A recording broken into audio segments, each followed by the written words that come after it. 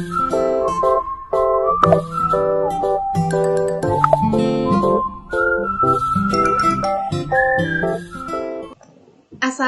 warahmatullahi wabarakatuh.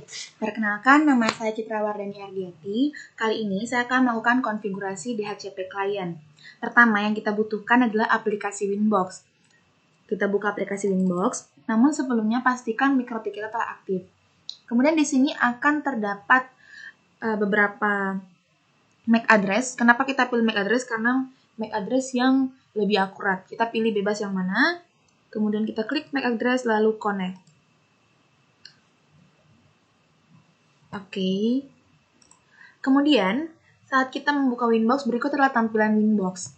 Ini adalah interface list. Untuk melihat interface list kita klik tab interface. Kemudian terdapat 4 port yaitu Ether 1, Ether 2, Ether 3 dan Ether 4. Masing-masing port ini sudah running atau enable.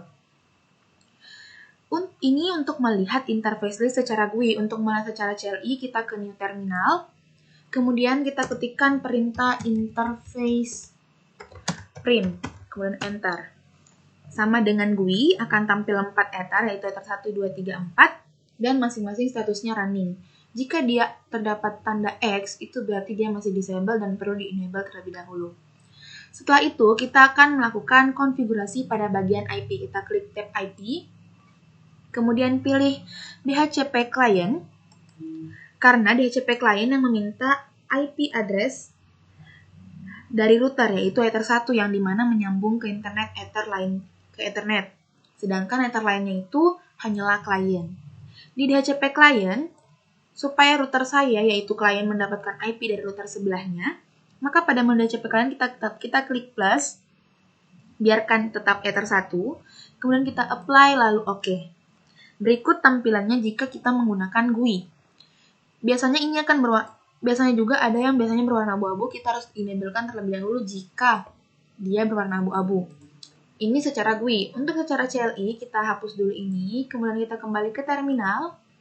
Kita akan mengetikkan perintah, yaitu perintahnya DIP DHCP client, kemudian pilih tab, kemudian kita ketik add, kemudian tab lagi, kemudian kita pilih use peer DNS sama dengan yes, dan juga use peer NTP sama dengan yes. Kemudian tab lagi, kita pilih interface sama dengan tab lagi, kita pilih Ether yang mau dimasukkan. Karena nyambung interface pada Ether 1, kita ketik Ether 1.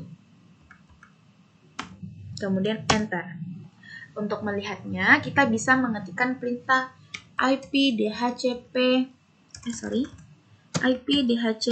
client print. Kemudian enter. Nah, di sini Ethernetnya ini masih bertanda X. Kita lihat pada GUI, sama, dia berwarna abu-abu. Ini yang tadi saya maksud berwarna abu-abu, berarti dia belum enable. Caranya kita enable, yaitu dengan mengetikkan perintah IP DHCP client, enable numbers sama dengan 0. Kenapa 0? Karena di sini nomornya 0. Kemudian kita enter. Secara otomatis, di sini warnanya akan berubah menjadi hitam, bukan lagi abu-abu. Untuk melihatnya di sini, kita ketikkan lagi IP DHCP client print. Nah, di sini dia sudah tidak ada lagi X-nya, kemudian sudah yes semuanya.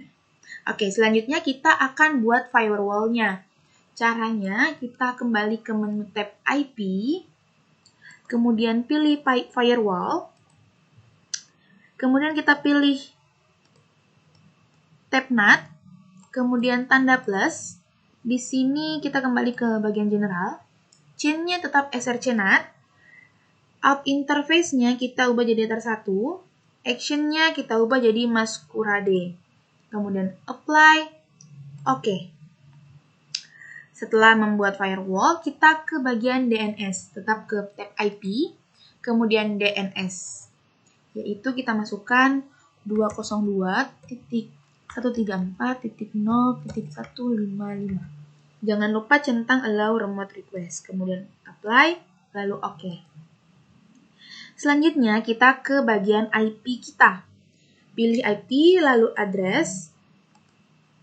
Kemudian di sini sudah terdapat IP dari si Ether 1 yang secara default ada. Kemudian kita akan menambahkan IP untuk Ether lainnya. Pertama untuk Ether 2 kita masukkan 10.10.10.1/16. Ethernya kita ganti jadi Ether 2, kemudian apply, lalu OK. Selanjutnya untuk Ether 3, kita pakai 192.168.2.3.1. Slash-nya 24. Ethernya kita Ether 3. Kemudian apply, lalu OK.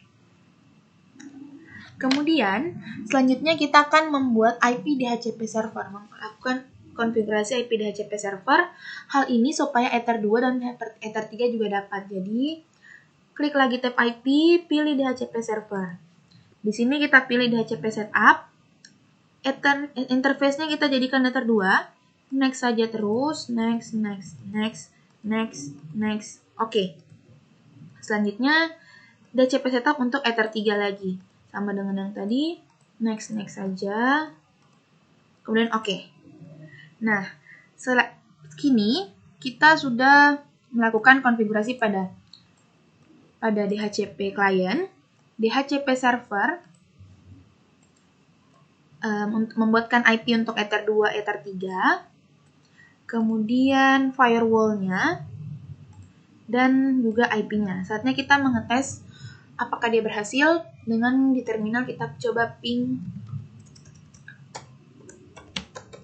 8.8.8.8.